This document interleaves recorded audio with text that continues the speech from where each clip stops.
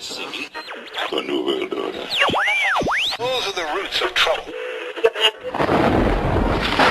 I imagine that right now you're feeling a bit like Alice, tumbling down the rabbit hole.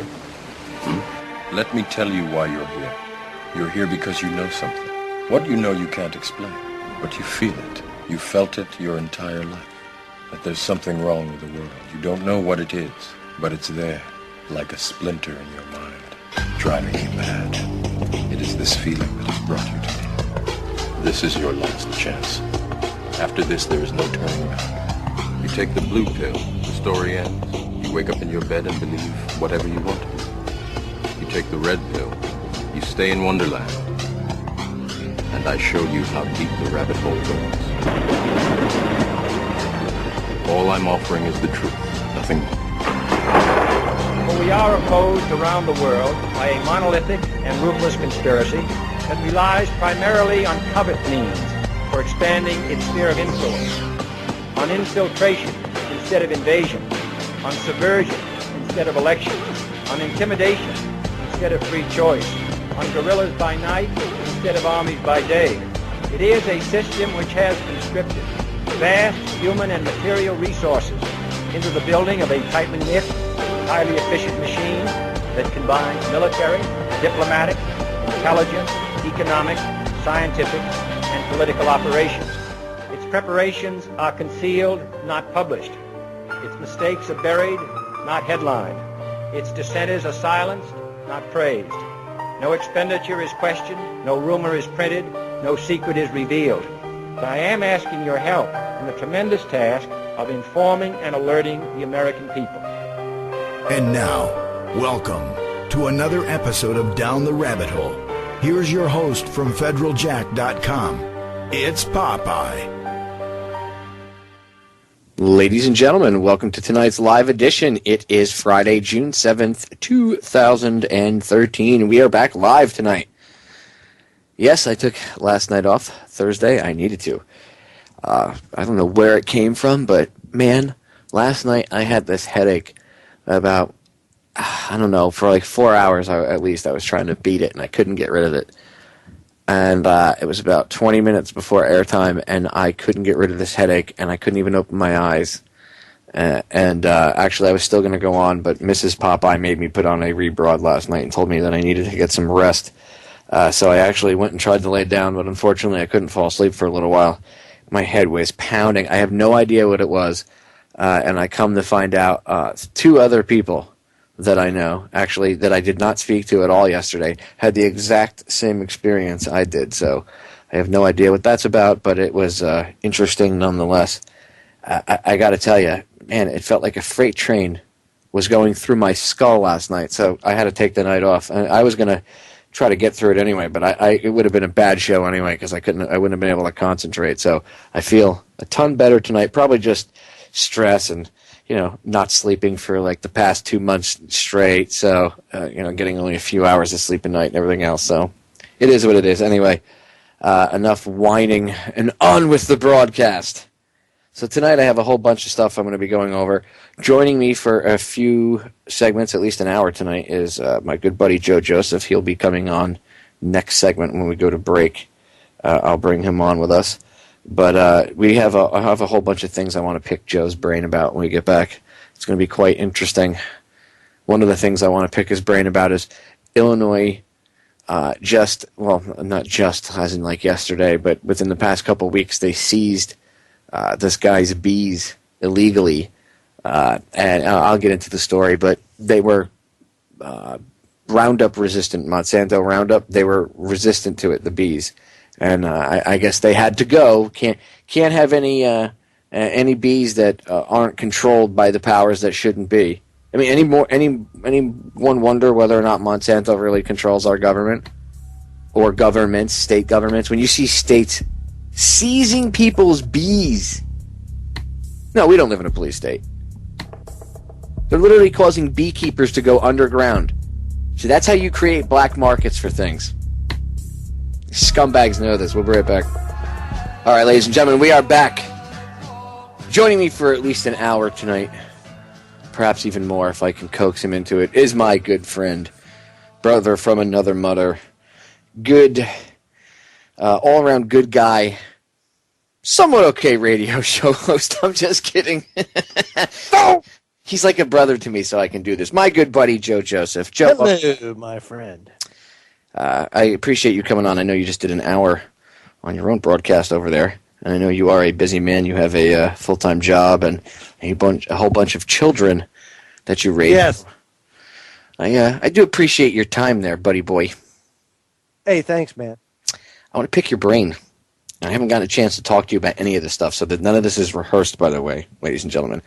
But I want to pick your brain about a few things. Going into the break, I was talking about the one story, so I'll lead into that. But then I gotta throw something else at you and see what you say, because again, I like throwing stuff at my guests like Joe and anybody else I bring on, because then raw, because you get the real reaction, not some canned, crappy, prepared reaction.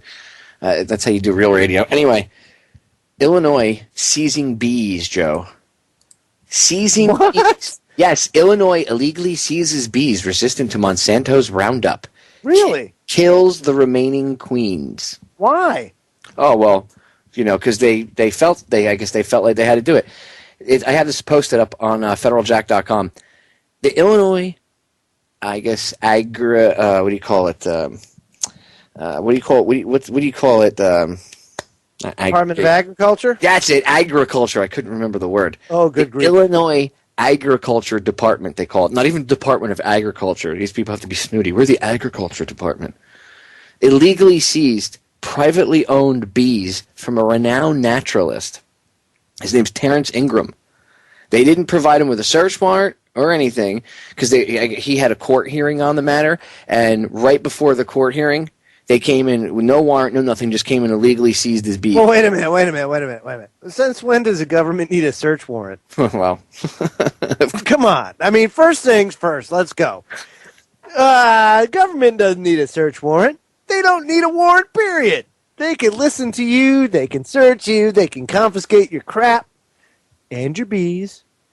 And what you can do about it? That's basically what they're saying. I guess he was being charged. I guess they were trying to take his bees like through the court system, and they were saying that they had foul brood, which is a disease or whatever you want to call it, the sickness that bees get, and that I guess it plays into part of this, the bees dying and everything. So they said that his bees had this the sickness, and he said no, I'll prove it in court that they don't, and I'll bring in 15 years of research with these bees, growing these bees, and 15 years of research, and they just come in, take his bees, no warrant, no nothing, before the court date. So the court didn't even say, these things, we decided that they do have it and they have to be destroyed or anything. The Agriculture Department just came and got it. They didn't even bother to, we'll wait for the court. No, screw the courts. What do you need a decision for now anymore, Joe? I mean, you have big government. Didn't Jefferson say something about the government that's big enough to give you everything you want is also big enough to take everything away? Something to that effect? Very interesting. Isn't it effed up? Seizing bees. Wait. Effed up, you think? Really? Do you think? Perhaps? There's a problem in this country, and the world for that matter. But in this country in general, because we're not supposed to have a statist mentality. We're supposed to be a country of sovereign individuals, if you will. And let me tell you something. If you, Popeye, decide that you want to have a colony of bees, and your bees just so happen to be Roundup ready or whatever, then they're your bees, dude. I'm sorry. That's your property. I'm not messing with you. And that's the way this is supposed to be. Somewhere along the ways, we got derailed, sidetracked, to the point where we're now a collectivist communist state. And we're listened in on, and we've got the Politburo, and the state is in every aspect of your life and your child's life. My other favorite thing this week was, besides this, all the outrage over the NSA wiretapping phone. Oh my God, they've been collecting phone stuff from Verizon. When that first came out, everybody's like, oh my God, Verizon. I'm like, psst, they've been doing it with all the phone companies. And then they're like, oh my God, for a few years, psst, they've been doing it since at least 9/11. At least. At least. Look, Google Echelon. In fact, Google is part of Echelon, so I'm sure they'll bring you right to the front page. John King and I tried to set it off tonight. That was one of the things in the spirit of this Prism thing. We made sure we said as many keywords as possible during the show to set it off. Bomb. Whoop. Whoop, whoop. We're like, bomb, ricin, anthrax. Let's see. Don't worry. I'm sure it's tuned in already. Oh, no, we definitely primed it. It's ridiculous, dude. If you say anything now, people have no idea. They're like, they've been doing this the past few years, right? No. A very long time. Echelon's been going on for like 15 years at least, like 15, 20 years. Right on, but I mean, even to put it in perspective, it's like tonight John and I were talking about it. Just this PRISM program alone started supposedly circa 2007. Well, John and I didn't get started till 2008. That's when we kind of started doing the Freedom Link stuff. That was 5 years ago. They've been doing that for 5 years, and we have been talking about it. And, you talk to people that aren't awake, and they say, oh, yeah, we know the government's listening in, yeah, but we have nothing to hide, so what does it matter? It's not about the fact that you have nothing to hide, jerk. It's about the fact that they can take whatever you have for information and turn it into whatever they want and make you a patsy. Just like the many patsies they've had in the past, that all of a sudden they're in trouble. They don't know why they're in trouble. They don't know how they're in trouble. They just know that they're in trouble. Lindsey Graham said that, He's like, I have Verizon, and I don't care if they look through my phone records. I'm not doing anything wrong. F you, warmonger. Like, they're going to look through your records. Right. And like, the only way they'd look through your records, Graham, would be if you actually went against them. He's such a... Oh, dude. He's the biggest douche. Yes. If you look up douchebag in the dictionary, there's actually him, McCain, and Lieberman, because the three of them fight to be the king douchebag. I don't know, man. I think that they are part...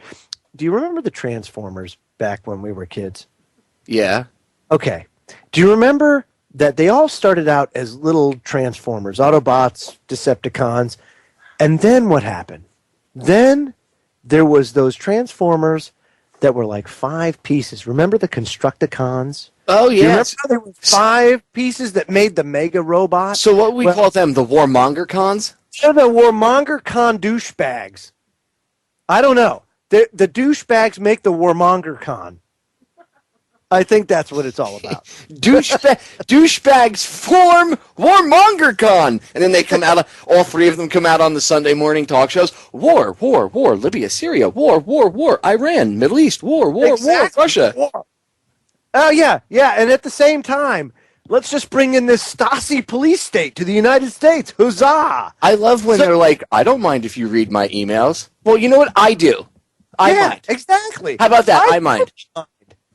I totally mind. You're absolutely right. You can't read my emails. Screw you. Well, why not, Joe?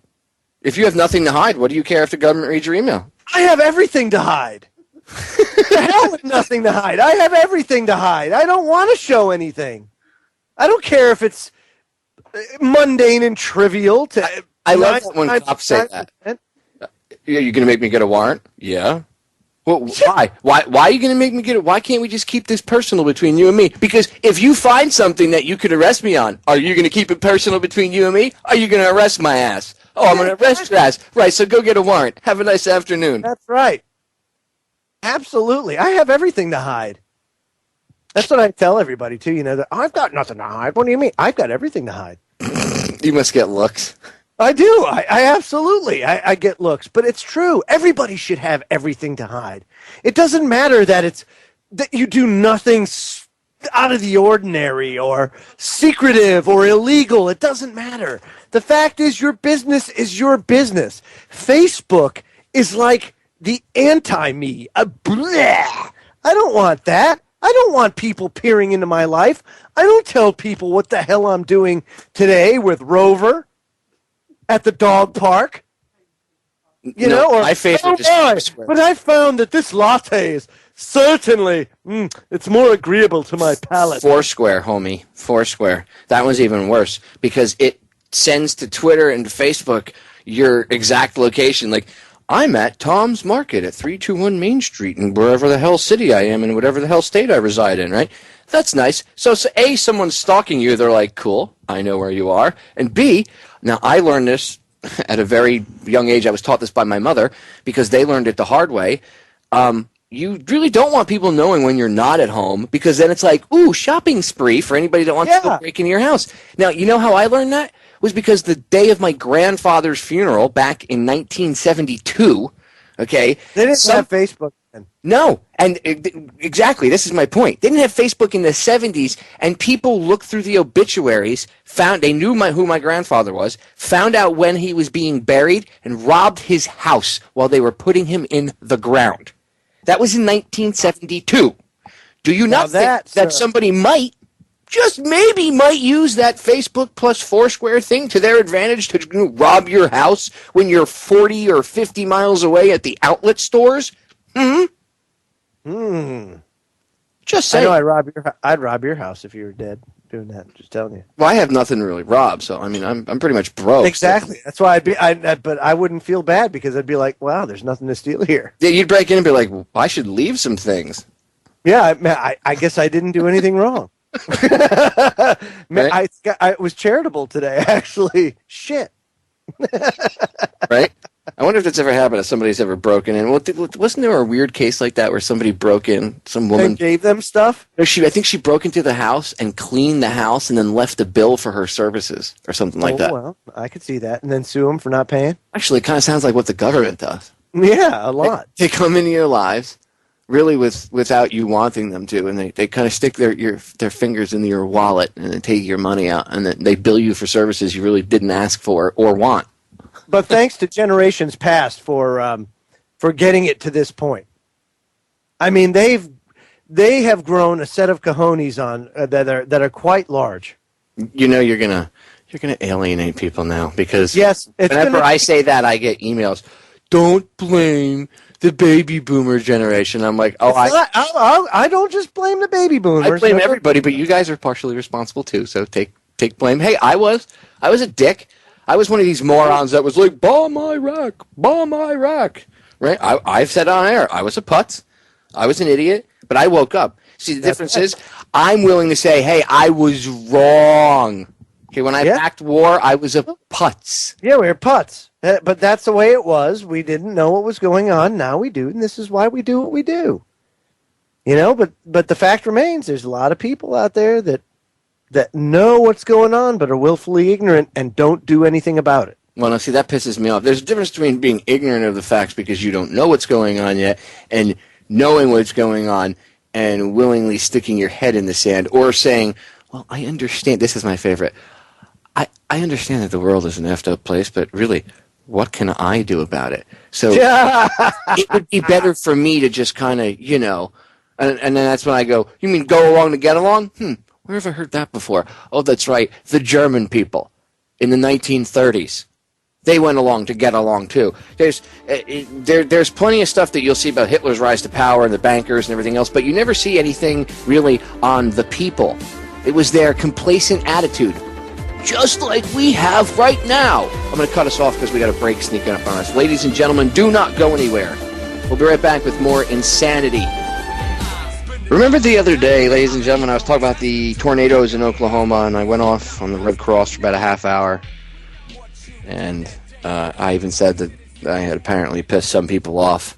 They got offended and mad at me because I was talking smack about the Red Cross, and that they might have thought I was talking smack about people that work for them, like the disaster volunteers and stuff. And I have nothing but respect for people that volunteer their time to do things like that and help out their fellow man. So to the volunteers and stuff, as I said, I have no ill will towards you people whatsoever. In fact, I think you guys are great. You know, your volunteering and stuff like that is what makes things actually work and makes the world go round. No, I don't like the scumbags that run the Red Cross or the true meaning and people behind the organization itself, the higher ups, not the lower level people. Okay? And I'm right again on two accounts. Not just one, but two. First, the Red Cross, after they got caught doing exactly what I said they were doing, fund drives after the Oklahoma tornado. Oh my God, text whatever to the Red Cross and automatically $10 will be added to your phone bill. Thank you so much. Yeah, you know what? That money wasn't going to the victims of the tornado. As I said, it wouldn't. Only after it came out, and it was made a big deal about it, did suddenly the Red Cross, oh, we're okay, we'll make sure the money goes to them now, But, Yeah. You have to understand there's administrative costs, Joe, and there's this, that, the other thing. And wait, there's one other one. Here's the second part. The Red Cross is sitting on a third of the Sandy donations. As of mid-April, $110 million remained unused. Yeah, but that's chump change. Come on, mundane details. 110 million, how could that possibly help anyone? Yeah, I mean, there's nobody still suffering. Oh, wait. Oh, wait. Yeah, so every time you hear the text $10 to the Red Cross, no, don't. Do as I said. Right, don't ever donate to the Red Cross. No, local charities. That's why whenever something happens, I always take a few minutes and try to find if it happens before I go on air, I try to get the information for the local charity so I can at least put it out. Because the Red Cross is a bunch. I'm sorry. If you volunteer your time as a disaster relief worker, that's different. I've done that. I volunteered at the Red Cross after 9/11. I have plaques on my wall behind me. Okay? You think I care about them? No. After knowing what the true story and the understanding what really goes on behind the scenes, again, not what it's like the best way to describe it is how they hide in like secret societies like Freemasonry. You have the blue rings, the outer rings that they do the good stuff, and those people have no idea what the echelon inside higher up is doing. And that's the way the Red Cross and all these organizations are. The people that actually go out in the boots on the ground and volunteer their time, I have nothing but respect for those people because they're volunteering their time and helping out each other. No. It's the scumbags that go, oh, please give us the money. Please give us the money. We are the world. Ugh. We are the children. I mean, come on. Does that money ever get to those people? Remember? No, of course not. In those little Christian commercials, the ones with the guy, look at little Haji in Ethiopia. Oh. And you know what he's doing off camera, dude? Like, they're waggling like a Snickers bar in his face.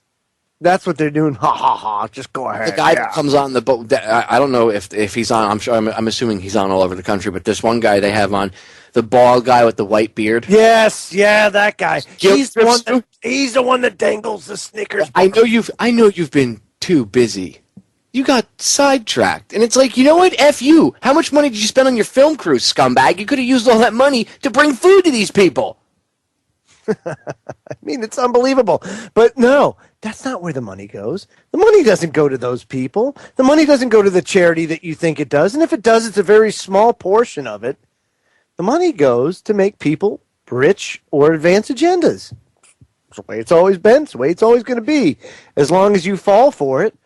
But you're absolutely right, dude. You have to support those local charities. I mean, that's the only way to get any genuine help to those people. Dude, after Red Cross. I'm going to tell you what, look, I worked with them after 9/11. I was loading up, one of the things I did was I loaded up trucks. They needed people that could drive forklifts, and nobody else knew how to drive forklifts. So I was loading up trucks, and we were bringing supplies down, right down to Ground Zero.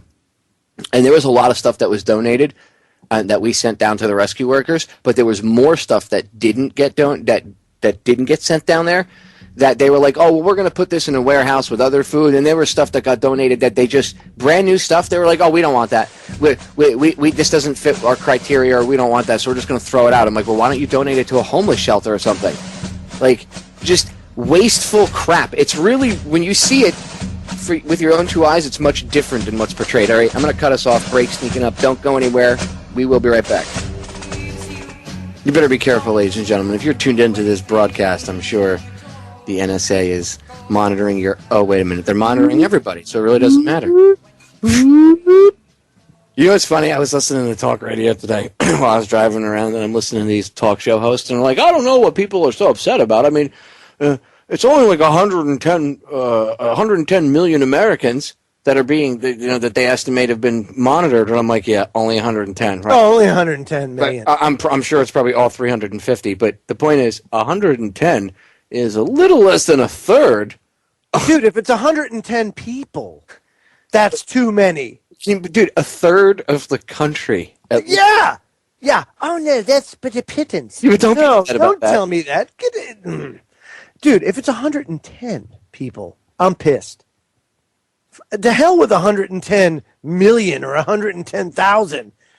How about 110? How about 11? I'm mad. Dude, this is crazy. But, of course, here we are. We've been talking about this for years. And like I said on my broadcast, I even told Change of Channel on his tonight. Look, I hold my tinfoil hat proud tonight. I wear it proudly. And I say that we told you so. So all you people that are mad about this Prism debacle, don't be mad. Get active. I mean, well, get mad, but get active. Do something about it finally. All you people that say, oh, well, we know that the government's listening in. We've always known that. What are you doing about it? Well, I've got nothing to hide. Yeah, well, you're an ass. That's how I feel. You're a conspiracy theorist. I am indeed a conspiracy theorist. It's like I told you. That's basically what it is. It's like, I done told you. I done told you, man. Hey, buddy. Right? I don't understand exactly what you didn't get about they are spying on us. Yeah. You didn't quite understand. And look at all the ways, right? This is just one way. A bad way, but just one way. Then you've got the Google Earth, and that's just one way they do it. But, I mean, they can look in through your window from space. Dude, they have satellites that could read. They can drive that truck down the street and X-ray into your house. Bro, they have satellites that could read the tag of your underwear. Yeah. Outer space. You got RFID. You got smart dust. You got things like that. And you're telling me that we don't live in a police state, that we don't live where privacy has been completely and totally compromised? I mean, it's unbelievable. And it's bad because, wasn't it? It's over a year ago that William Binney came out about the NSA programs to listen in. He called it something different. It was another project name, something from before PRISM, probably the predecessor too. But he came out on that and said, look, this is what's going on. This is what they're doing. He's the one that exposed Bluffdale, Utah. And the only ones to cover it was the independent media and RT. That was it. And now all of a sudden, oh, what a big surprise. It's PRISM. Does that and surprise you? Angry. No, of course. Dude, we all knew this. We've been talking about this for how long now? Well, see, that's why, like, when I see all this anger about it, and it's not like, I get why people are angry, like, to those of you that are just waking up and going, what the hell? But, like, you're the same people that have been berating us and making fun of us for all these years for warning you about exactly what you're going, oh my God, they've been spying on me. Yeah, we've been telling you that. Maybe you should go back and listen to some of the things we've been saying a little closer. Maybe you won't be so surprised in the future about all the effed up things that are going on because you'll realize, oh my God, they're right. Absolutely. My mother-in-law tonight, I was talking about this PRISM thing. And she goes, oh yeah, but we've always known that. Grr, you didn't just say what I think you said, did you? I mean, it was like, And what do they do about it? Nothing. Well, what can I do, Joe? I mean, I'm just one person. If I get what am I gonna do? How about if see, that's the problem. Everybody has that attitude. How about if everybody reversed that attitude and got pissed off? This kind of stuff would stop. I'd be a liar if I didn't if I said that I never felt that way before, because I have felt that way before. That, I'm just one person. It's very easy to feel that way. You know why? Because that's the easy way out. That's the selfish way or the self-centered way. To be self-sacrificing and to do this for the right reasons, that's how you overcome that. So, dude, I'll tell you, when somebody says that to me, it just chaps me. Well, I'm just one person. What can I do? Because it's not about you. And it's funny, Matt Drudge in 1998, they've been replaying this press club interview. And that was the one thing he said, is that it's going to be, the press is going to be about the person, the individual. It's no longer going to be about ring knocking and this person at this organization or you come from this family. Because now people catch everything with their phones and blogging and things of that nature where information's instantaneous and everywhere. It's amazing. Everybody's a reporter. And everybody can make a difference. Because now the internet doesn't limit you. You're not limited to having to worry about if the mainstream media or your local news station's going to pick it up. It's amazing. And everybody can make a difference. Well, dude, if people would just realize this, in which they are now, but they need to do it at a more exponential rate, which will eventually happen because the more people that wake up, then, the 100th monkey syndrome, the more people that are, emanating that, whatever you call it, the truth through the collective consciousness, and then the more people are waking up. I mean, that's what we're seeing. We're seeing what we've been talking about was going to happen. That's why suddenly people are going, what do you mean they're spying on me? Well, of course we've been telling you this. Now, welcome to the real world. Apparently, this, if anything, this will serve to put the Hoffman sunglasses on some people. But there are still people out there that are going to be like, well, after all, yeah, it's for our safety, Joe. I mean, it's for the kids. Is there anything, how ignorant can you be? I mean, just think about it for a second. You put it in perspective and just take a couple of hours to research these topics and just current events in general. And how can you be so ignorant as to say it's for our safety when they're the ones that are plotting all this and doing this, making us less safe for them to exert more control? It's amazing. It's funny. Those that fall prey to the divide and conquer tactics, racism in and of itself is a divide and conquer tactic because there's only one race on the planet, the human race, but they use the color of your skin to designate different races to divide and conquer. And the blacks never were freed in America. Not at all. We were all enslaved at that point. And guess what? Now we all have to fight together to get out of this thing. But that's the type of tools that they use, and that's what we're fighting against. But what's interesting, buddy, is that more people are kind of seeing through it now because there are more people now with nothing to lose than there have been in a long time. And when are people at their most dangerous? But when they have nothing left to lose. Right. They're almost forced to recognize the reality of the situation. It's like a slap in the face. Well, 5 or 6 years ago, people still had, quote-unquote, disposable income, remember?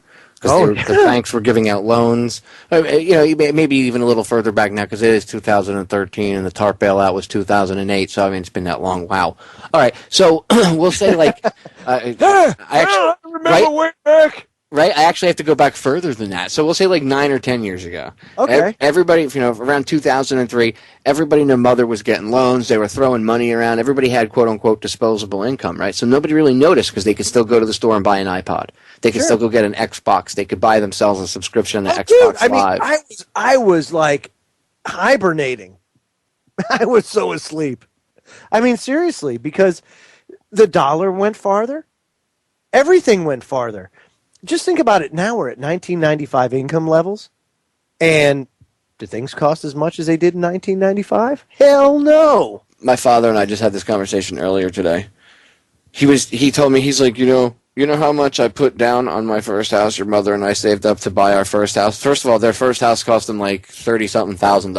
Yeah, that's the same with my folk. And they saved up over the course of a few years like $8,500. And my father's like, you have no idea how much money that was. It was an amazing amount of money at the time. And they put, as a down payment on their house, which they paid like $30-something thousand for. Yeah. And I was like, wow, people pay $30,000 for a car. Exactly. But the value, see, the problem is that's inflation.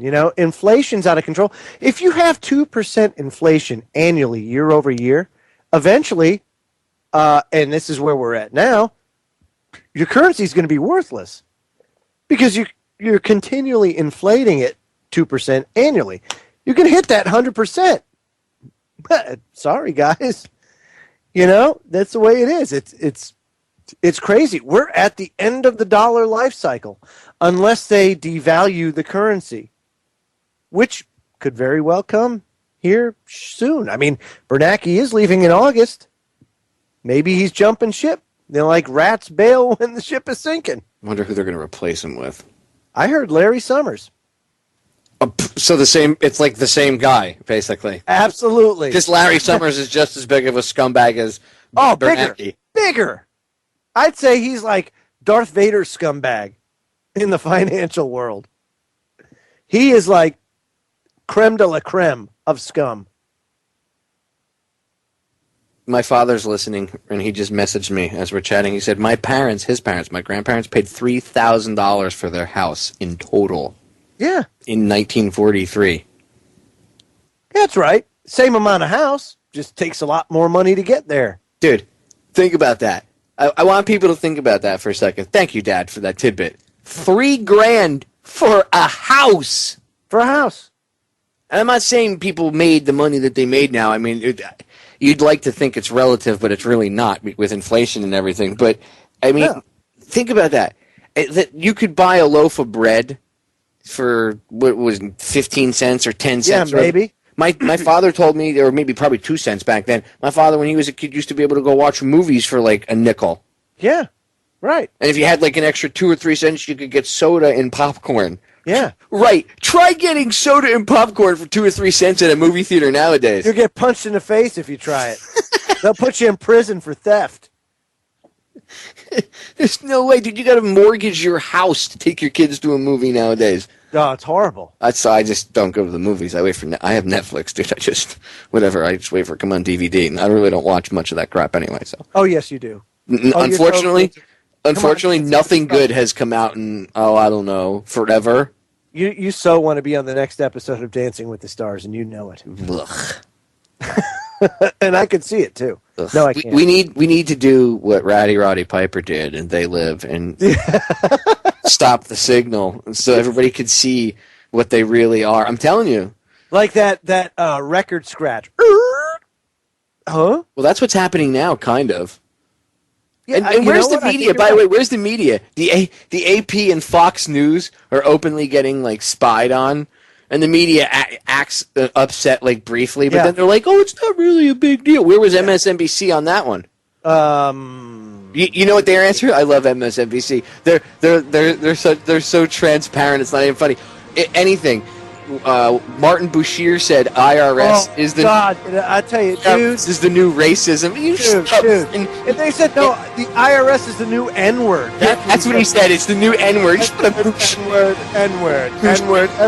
His whole thing was N-word. I'm a douchebag. N-word. He is a douche. We'll be right back.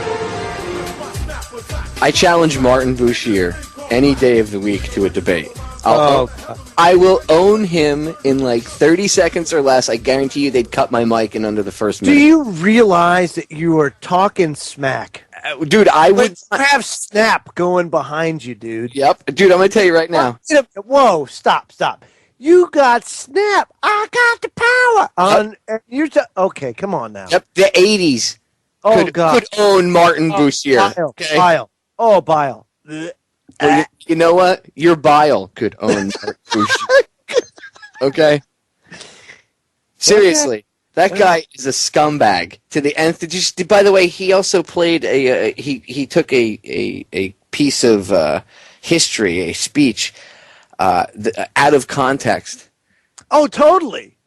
You heard that the other day, right? Yeah, absolutely. He's a freaking. He did that on purpose, by the way, to make the Republicans sound racist, because anybody over a certain age isn't going to go back and look. And everything is, it's racism. If you criticize Obama, it's because he's black. IRS is the new. Oh, you remember? Yeah, dude, like Al Sharpton.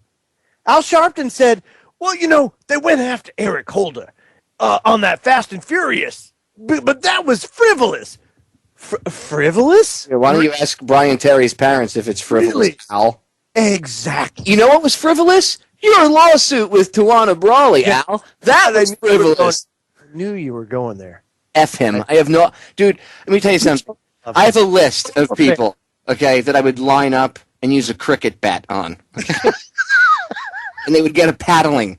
Okay, I have to say it that way, because if you say it any other way, it'll get misconstrued, and I'll have people knocking at my door at 7 o'clock in the morning like I did back in the day.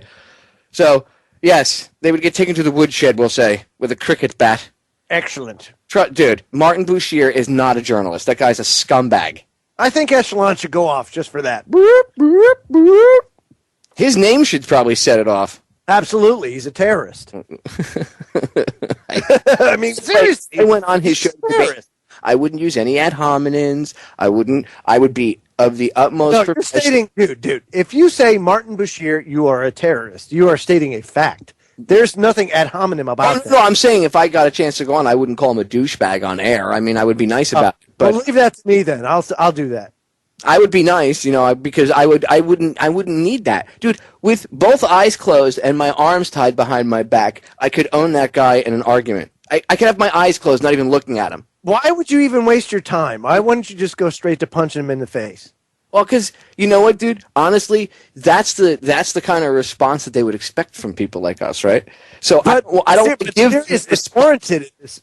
Oh, it's warranted, but I don't want to give them. Oh, that's all I'm saying. You could do that later, but it's a lot more fun to own them with your mind in front of everybody. That way, you can say to him, dude, I just owned you. It's like, you ever get into a physical fight with somebody, and before you even raise your hands to him, the person is so afraid of you, you don't have to hit them. You've already defeated them mentally, so there's no point in you beating them up, because that would be kind of regressing. You've already made your point. Look at them. Well, it's the same way when you defeat somebody mentally with, intellect. And speak for yourself. I'm going to punch him in the face. Oh, dude, trust me, I'd like to punch him in the face, too, but it's a lot more fun to own them with intellect when they stare at you with the deer in the headlights look. And Hulk smash. A little bit of drool coming out the corner of the mouth. Nope, Hulk smash. Now, Chris Matthews is different. Oh, Hulk definitely smashed. There's no debate with that. That son of a is brain dead. Shivers. Oh yeah, dude, definitely. I mean, or the man wears a helmet every time except when he's not on the air, which he should wear a helmet on the air. And no offense to anybody that that wears a helmet. Actually, it is offensive that Chris. It's offensive that he breathes the air that we do. Oh, dude, that guy, I don't understand how people turn on MSNBC and actually take what they say seriously. For real, like when I turn on that, I don't turn it on. I don't have cable, but if I see one of their clips, I can't get through like 3 minutes of one of their clips without vomiting. Absolutely. I don't know how anybody watches that crap. I don't either. Seriously, like Al Sharpton comes on and it's because Obama's black. Everything is racism. And all of them now, it doesn't matter what you talk about. You could be like, oh my God, we had an earthquake. The earthquake happened because of global warming. And racism. And racism. I swear to God. The other day I heard one of them say something about, do you think earthquakes are caused by global warming or something? Absolutely. And I'm like, yeah, because plate tectonics are affected by the temperature in the atmosphere. I totally agree with you. Idiots. And Al Gore. Idiots. Just give me a piece. Him and Man Bear Pig. He came out about the warrantless or whatever, the spying or whatever. Oh, yeah, he's probably all for it. Yeah. Oh no, he was. I don't think it's right. Yeah. Okay. Yeah. Okay. I'm sure Al. Right. Faux anger. What another douchebag. Thanks, Al. Ugh. Joe. I know you're not going to hang out with us for hour 2. Sorry, man. I got to go. I know. It's okay. Thank you for hanging out with us for hour 1, though. Hey, no sweat, man. And I'll have you on here soon because we have to talk. Yes, sir. Was it very good? As always. Too bad. Good night, folks. Thanks for having me on, dude. Too bad we don't have more time. Next time you come on, we're going to woodshed somebody. Yes. Yes, it has been. Well, I guess I'll do hour number 2 by myself. Yeah, I'm just kidding. Jeez, I mean, really. Ladies and gentlemen, we'll be right back. Don't go anywhere. Ladies and gentlemen, we are back with hour number 2 here on tonight's live edition of Down the Rabbit Hole. It's June 7th, 2013. I am your host, Popeye from FederalJack.com. In hour number 2, I have something special for you. I had originally planned on airing this today anyway, because of an anniversary that's coming up. So I'm glad to be airing it. So next segment, when we come back in, because it starts with a nice long segment, I got an interview I did last year before I was here on Unbound. And it was an uninterrupted interview I did with a survivor of the U.S.S. Liberty. His name is Richard Larry Weaver. And I'm going to play a little bit of the interview for you. I warn you, it is not fun and it is not humorous like you might have thought Joe and I were being in the first hour there. The mood will change drastically. What you're going to hear is a survivor's story from being on board that ship. And it's pretty brutal. You can go to, I think it was the 8th last year, because I think, if I remember correctly, the 8th was on a Friday, the anniversary. So if you go to the archives over on FederalJack.com and look down to June 8th of 2012, you'll see the full interview. You can hear it. But I'm going to air, for the listeners here at Unbound, the newer listeners, I'm going to air some of the interview for you guys tonight. What you're going to hear is the real deal. It's not fake. This guy's not making any of it up. And perhaps it'll make you want to look into the story of the U.S.S. Liberty a little more. Tomorrow is the anniversary, June 8th, 2013. It will be the 46th anniversary of the attack on the U.S.S. Liberty. The Liberty was attacked by Israel. It was attacked, you'll come to find out, well, for at least 2 reasons. One of them being to perhaps draw the United States into a war with Egypt. We came a hair's breadth from nuking Egypt. I'm not kidding. This is back in the 60s. Go look it up, 1967. June 8th, 1967. U.S.S. Liberty.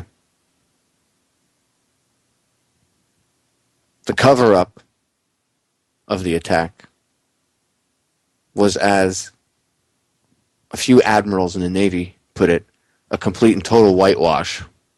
The investigation, they called it. Any sailors out there that don't know about the Liberty, you should check it out. Look, I was in the Guard. My father was in the Navy. Both of us were sailors. Neither of us knew about the Liberty. I stumbled upon it years ago. When I told him, I said, Dad, you were in the Navy. You ever hear of this ship? And he knows a lot about Navy ships. My dad's a smart guy. Never heard of it. You won't hear about it unless you do the research on it. The survivors, their stories are hidden. You're not told about it. Why should you be told about what happened? Well, guess what? You're going to hear from one of the survivors tonight. So, I had wanted to Originally, I had hoped to, have enough time to play this, and I'm actually kind of glad that I do. So, when we get back, you're going to hear from Richard Larry Weaver. Don't go anywhere. All right, ladies and gentlemen, we are back.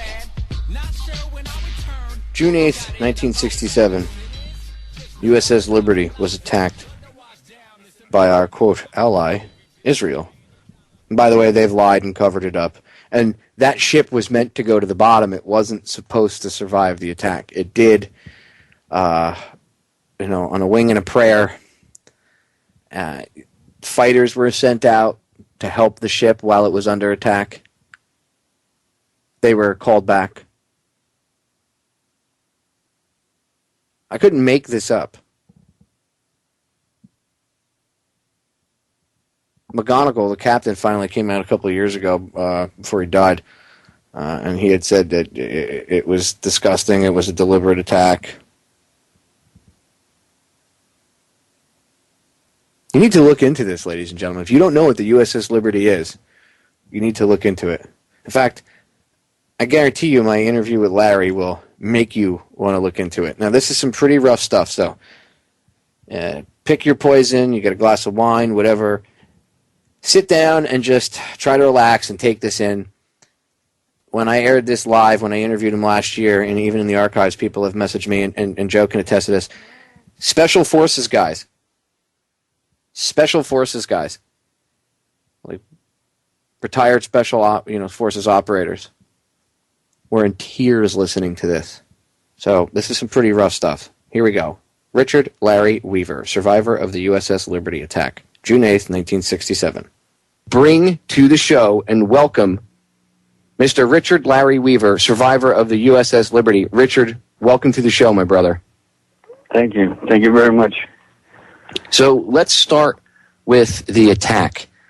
I'm going to give you the floor, and I want you to go ahead and just start with the beginning. You guys started getting strafed by the Israeli warplanes, so go ahead. Well, it's very important that I start me being on the 8 to 12 in the morning watch, because this is very powerful evidence that they knew who we were.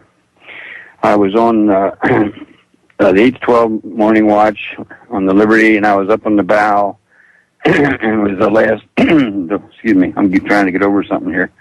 It was the last part of my watch, the last hour of it, and anyway, I saw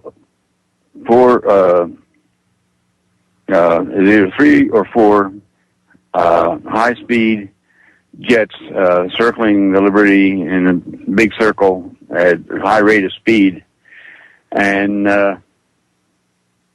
they were really high, and then they buzzed off, and then a flying, what we nickname a boxcar. It's a very weird looking plane, but it looks like a box. That plane was about half of the elevation, the height of the jets. I don't know if they had any cameras. I don't know if they had any powerful binoculars or anything aboard that they could, read the USS Liberty name or AGTR-5 on the bow or whatever, recognize it as an American ship. But I think if you had a good pair of binoculars, the altitude they surely could have saw the American flag flying at the top of the mast. The biggest thing is I got relieved at noon, and I was walking back the catwalk toward the bridge, and there was this dark plane. It was painted very dark gray, and I thought it was going to hit our mast. It was coming in that close, and I stopped, in the catwalk, and anyhow he was coming by, and he was going slow. He wasn't going that awful fast, and anyway, the co-pilot had his window open, and was smiling, and my gosh, he was that close. I could see how bright his teeth were, and so I put up my arm and I waved to him. Well, he waved back and then gave a big smile, and as the plane went by, it was the starboard wing facing me, And behind the starboard wing was a very large Star of David. So right there, they knew who we were. They knew there was an American ship because they could see the flag, and as low as he was, he could see the U.S.S. Liberty name and the stern, and also our code, AGTR5, on the bow. And I wouldn't be surprised, as low as he was, that he couldn't read U.S.S. Liberty on a ball caps. Anyhow, it's very important because, you know, they keep saying, well, it was a misidentity and all this bull. They are all liars. They weren't there. I was there. These other people, you know, that come along just to get their 15 minutes or whatever. I'm not after any kind of fame or anything like that. I just want to tell the truth because I'm so sick of the lies, of 45 years of it. And this is my time, I guess, to do it and set the record straight as far as I'm concerned because I tell the truth. And well, I'm honored to have you on my show, Richard, and I think more people need to step up and speak to you and the rest of the survivors of the Liberty while you guys are still around and get your stories out because, you know, what the government's waiting for, and let's be frankly honest, they're waiting for you guys to die so that your story dies with you. And I refuse to allow that to happen if I have something to say about it. We know that. That's why I want to, you know, I'm going to need help from somebody, hopefully with England, connections with England, to help me write my book, because there's no way I can cover this in 2 hours or anything like that. There's so many other side stories and everything else that are very important in support of everything. But anyhow, I'll continue on. I was walking back toward the bridge, and the plane went on, and I you know, in my heart, I sort of had a sense of relief because I thought, oh man, you know, they're an ally, so they know we're here, because we could see on the horizon the smoke billowing up from the war going on, you know, from the Egyptian side, you know, at the Mediterranean. You know, there's all kind of smoke coming up, but it was on the horizon because we were out in international waters, and I had experienced some dizziness when I was steering the ship, and Doc Kiefer just told me you have to get off watch to come on back to sick bay. He wanted to check my ears out. So I went back there, and he was checking me out, and on the 1MC, which is, you know, just like an intercom, and they announced, stand clear of the motor whaleboat, we're going to test the engine. Well, you know, that's the kind of thing that they just do, and anyhow, Doc and I were there, and he was checking me out, and all of a sudden, and we heard this rat-tat-tat-tat-tat really loud. And the motor whaleboat was on the other side of the bulkhead of where sickbay is. And I looked at the doc. I said, the damn prop just flew off that motor whaleboat, Doc. And just at that time, well, they yelled, general quarters, this is not a drill. You're under attack. And that quick, I just got out and went up the ladder because my general quarter station was right above sickbay. It was an old helicopter pad. I always thought it was kind of dumb to have secondary con, and that's what they call it, because there's a ship's wheel there, a compass there, and I was the telephone talker. I would be in communication with the bridge to take orders, and it was there in case the bridge got blown up. But we were out in the ocean now. If the bridge is out, you can bet we're not going to be there. But anyway, we survived one strafe, and I told Fred, we got to get down now. You got to get off of here. And the first class told me that you don't go anywhere without the captain's orders. And I said, you want to listen in my earpiece of the confusion that is going on the bridge right now? I said, I know our captain, and our captain would want us to do the best thing, and that would be to survive. And Fred and I jumped down. I had 35 foot of cord for my earphones, so I could still hear the bridge. And I was told later that first class that stayed up there, it was either the next strafe or the strafe after strafe, he was cut in half. And we were trapped back there, and naturally we didn't have anything to defend ourselves with. I mean, you know, there's a couple 45s, they just took them out right away, and anybody that tried to man them on the bow. That's all we had. A couple 45 caliber machine guns, and just absolutely nothing compared to the firepower they had. And we got back there, and it was really it was a hard day. That's the only way I can tell you. The type of fear it puts in you, the word fear doesn't cover it. And Fred lost it a little bit more than me.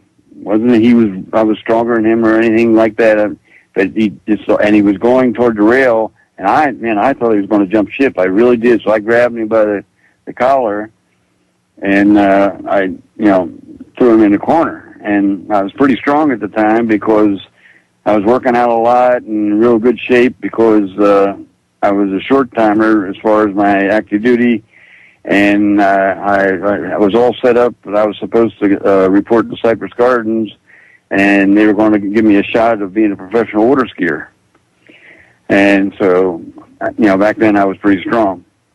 And I threw him in the corner, and then I came and after he was in the corner, I got on top of him, holding him down, and then I got up, and I would come out from the offset and look which way, angle the next jet was attacking. And, well, they were attacking from 10 to 20 degrees from the point of the bow, port and starboard. They would alternate, like. And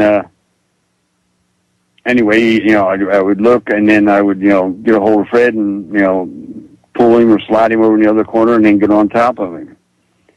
And then, one time I remember I was frustrated because I got up and I was trying to see the jet, and I thought it was going to be on the port side, but the American flag was in the way, so it was blocking my view of seeing the jet. So, the American flag was still up at the time. I think they shot 2 of them down, is what I was told. I didn't see that. I was pretty busy. And, but anyway, the flag was in my way, and then finally the jet appeared, boy, and I had to really move. And moved Fred and got on top of him. Did this about 7 times, and then I come out too soon one time. I mistimed it. I don't know if I was getting more nervous or what it was, but it's just an unbelievable overload on the body and the brain at the same time. Because first you're on a ship, you're trapped on the water, and then you have nothing to defend yourself, and you have this kind of activity going on. Well, I come out, and the jet was at the apex dive of his attack run, and I don't care who don't believe this or not. That's tough beans for them, but it is life. I saw him, and he saw me, out there, and he went straight aft, and I went and got Fred, and I got him behind a motor that runs a blower for the laundry. And I screamed at him and explained to him real quick that he's going aft, and he's going to come right up the middle and try to get us, and screamed, "You stay here." And Fred did listen to me. He stayed there. And this pilot had to radio the other attacking jets because he was, breaking the pattern of attack, because he'd end up running into him, basically. So anyway, I looked around for some protection, and there was a ship's cleat, which wasn't very much. I made myself as small as I possibly could be, and I got in the fetal position. And evidently they did shoot down a flag shortly before this was all occurring with Fred and I. All right, I'm going to pause it right there. When we get back, coming out of the break, I'm just going to pick it up right where we're leaving off. So don't go anywhere. Don't change the channel. We'll be back in a few short minutes with Richard Larry Weaver, U.S. list Liberty survivor. And the last thing I saw before I closed my eyes, I saw our holiday flag flying from the mast. And in a hard situation like this, the mind is amazing to me. I couldn't help but be a little overcome by how beautiful the American flag looked against the blue sky. I mean, that really struck me. It's something that's always stayed with me. And then I closed my eyes and waited for hell's horror. And I didn't have to wait long. And it felt like a heavy surge of electricity going through my whole body. And I was blown up in the air about 4.5 to 5 feet. I hit the deck and down. I got hit with 140 shrapnel wounds. And a lot of big holes. I mean, in my legs and that. And, when I ended up in the mess deck, I could look through the big hole in my leg, and there was other holes, and I could actually look under the skin and see my kneecap. I mean, and also see where the muscle was just torn away by the shrapnel. And I looked down, and here I had a phosphorus fire where I had my large, where I had 2.5 foot of my colon blown out, and that was a very large wound in my abdomen. And it was like a coal fire, if you have a wood stove or something, and how the coals just sort of glow. Well, that's what a phosphorus fire does to the skin. At least it did to my skin. And I was so thankful that I was bleeding so much because I put the fire out with my own blood. But I tell you, there's nothing that stinks any worse than the human body burning. And I knew I had to get it out. And like I said, I was very thankful I was bleeding so bad. After that, Fred looked from behind the motor and he saw that I was hit. And as I saved his life basically before, he ended up saving my life because he helped me get to sick bay, because I was basically a sitting duck, for the next strafe. I'd have been killed. So Fred got me into sick bay, and the doc got me up, and they helped get me up. A couple other guys got me up the table, and I was just bleeding unbelievable. And he started, putting those scissor clamps and stuff and doing his best to stop all the bleeders and everything else, and he was working on me. And then he was getting to the point that he was swabbing out and trying to see the damage and everything and what he could do for me in like a triage fashion, because maybe later on he could do a little bit more, once hopefully we were still around. That he could work on me down the mess decks, where we ended up eventually. But he was just about done, and then we took a rocket right through the ceiling, and a piece of shrapnel hit the doc in the stomach, and he never told anybody about it. He put a 4x4 on, then he put a life jacket on to put pressure against his wound, and I took a direct hit right in the stomach where he was just working, and I was just bleeding all over the place again, and because it was just shooting up. It's not a very good sight to see when it's your. It's not a good sight to see anybody's body, but when it's you, it's pretty profound. Anyway, he stopped the major bleeding, and then he worked in a big cylinder of gauze to soak up, what I would be bleeding afterwards, So he asked me if am I okay to get off, them to get me off the table. I said, yeah, sure, doc. So he lifted me off the table and put me on the floor. And this is how some things burn in your brain, and I'm sure it's from PTSD, but it just does.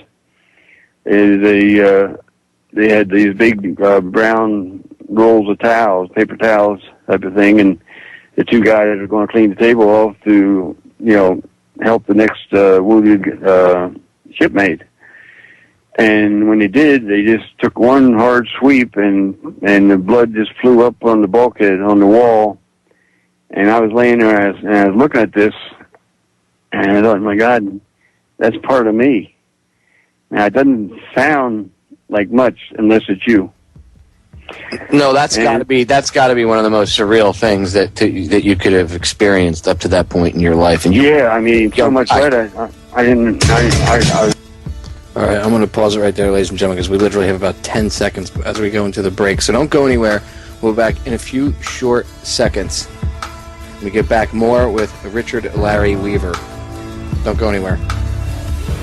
All right, getting back into it, Richard, you were describing what was going on, and you and Doc had just gotten hit by shrapnel. So go ahead and pick it up from where you after they wiped off the table and my blood hit the wall, that's one of those things that burns in your brain, and it changes you as a person. That kind of gruesome thing, because what your eyes see, your mind never forgets when it's bad enough. And I was laying on the deck, and Fred was with me. He stayed with me the whole time, man. I mean, he just really took care of me until I left the ship, Anyway, we were laying there. I mean, he was sitting there, and I was laying on the deck, and they got on the 1MC, and then they said, stand by for torpedo attack to the starboard side. And I said, Fred, get a life jacket and get it on me now. Well, he did, and he pulled the cord, and the CO2 filled it up, and boy, then I realized just how badly my lower back and, my back period and my shoulder, how badly I was wounded in the backside of my body. That Dr. Flynn, Dr. Kiefer kept me alive so that Dr. Flynn could save me, and he was a doctor on the America. And he said that a piece of shrapnel went flying by my spinal cord. It just missed by 1/8 of an inch from severing my spinal cord. And then another piece just missed the kidney lobe. And anyway, I was very fortunate that if you got to get tore up, I was tore up the right way, I guess you'd say. But he got the life jacket on, and then all of a sudden, it was like a giant grabbed a hold of the ship and just sort of shook it, and then just sort of gave it a shove. And it would be like a kid's boat in a bathtub, and it just sort of rocked back and forth and sort of evened out, and we came to a stop at about, I'm guessing, anywhere from a 10 to 20 degree list. And with PTSD, I think it's a brain protector kind of thing, that it blocks out terrible things, but it's not a good thing. And I have been to Ed Cabaney, who is a specialist over in Tripler that worked with, over in Honolulu, and worked with me and with EMDR and developing the film. And that's basically what it is. These hard memories are film that's in your brain, and the best way to do the best you can with PTSD is to develop as much of it and then look at it for what it is, because the unknown is what makes you do crazy things with PTSD. When you know all the story of what happened, then you can look at it and then work with the psychologists, who I have a wonderful one. I had a great one back in Pennsylvania, and I've been out here almost 19 years because I have less pain here because of the climate. Back there, I had loaded up in pain pills so much, my kidneys and my liver, I think, would have been shot. I don't think I'd have been around because of, when I go back to visit, I got to load up in pain medication. But anyway, once we came to settle, then I said, they call abandoned ship, Fred, get us up to the life raft. We had the same life raft. Richard, when the ship rocked like that, and you say it was pushed, it was so descriptive. Was that when the torpedo hit the side of the ship? Yeah, that's when it hit. It hit, and I mean, it just moved that ship, and it blew a 40-foot hole in it. And I'll get to that part there, how lucky we were.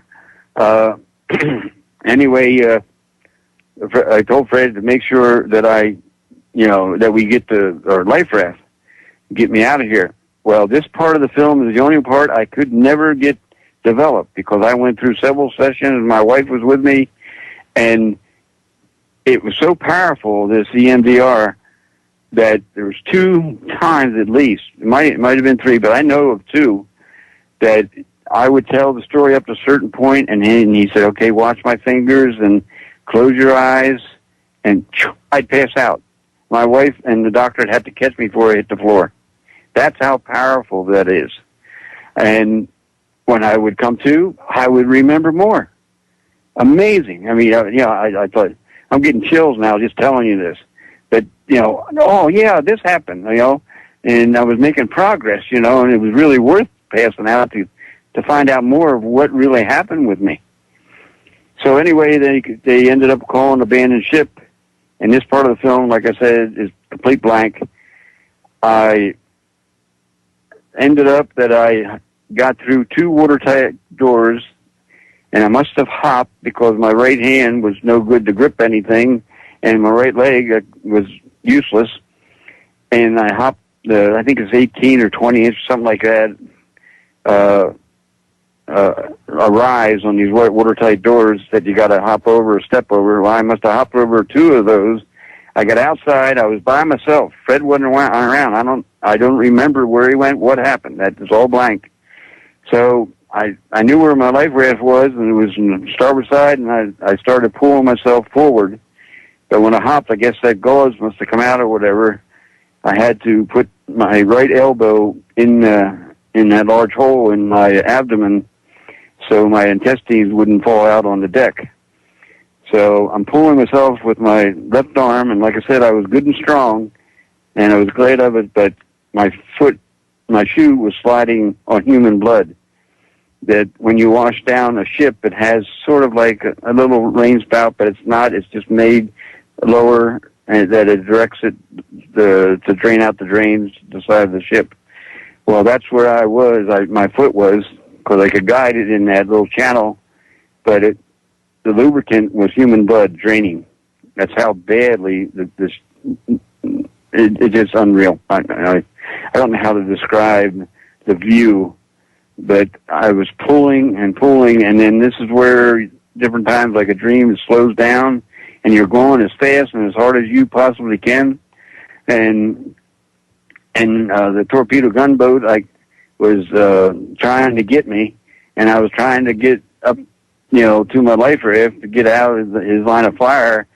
And each time, the armor-piercing cannon fire hit, it sounded like a ping pong. I mean, what do you call it? A pinball machine.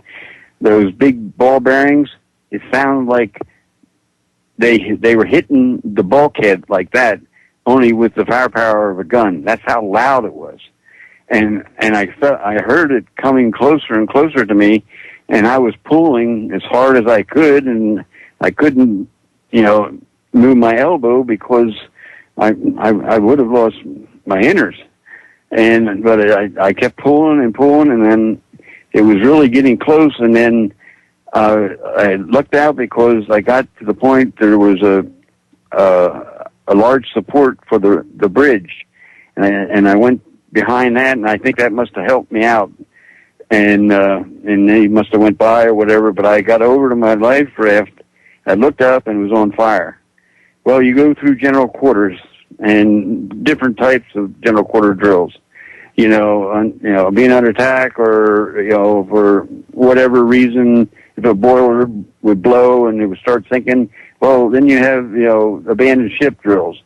Well, you go through that so many times, and our captain, well, man, we were just aggravated with our captain. He drilled us so much, but my God, bless his heart, he's the reason I'm talking to you, because we drilled so much you just automatically did it without any thought.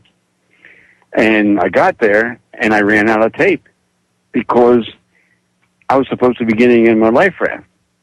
And I'm standing on one leg and holding on with my left arm, and I could sense somebody beside me. I didn't look over and see him because I was looking up my life raft, and I guess he was, assigned to that same life raft. And I could sense incoming. I just could feel it almost. And all of a sudden, I got splattered like crazy, and I thought, oh, my God. I didn't know if I was hit again because I was in such pain that I didn't know if I could take any more pain. that it might not even show up if I was hit. Well, I sort of got off balance and I hopped, with my foot. And when I come down, I look down and I'm standing on the fleshy calf of the guy that was standing next to me and his foot. And that's all that was left of him. He just completely exploded. He was gone. One minute he's standing beside me, the next minute all that's there is the calf and the ankle and foot. And then I heard some yelling from a gear locker, yelling Weaver, real loud and everything. Well, I couldn't go backwards or anything, so one guy, I still don't know to this day, because my God, I'd love to give him a hug. He got a hold of me and got me under the armpits and pulled me in the gear locker. He ripped off his shirt and stuffed it in that big hole in my stomach. And then they got me on a stretcher and put me in the companionway with other wounded, because that was the center of the ship, even though it was on deck, with more protection there. And we're all praying in there. And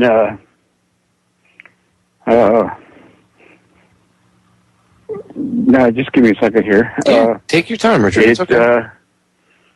To me, it almost sounded like some kind of maybe Oriental or some kind of a foreign chant, because it was like, and I'm probably not going to do it justice, but it was like, over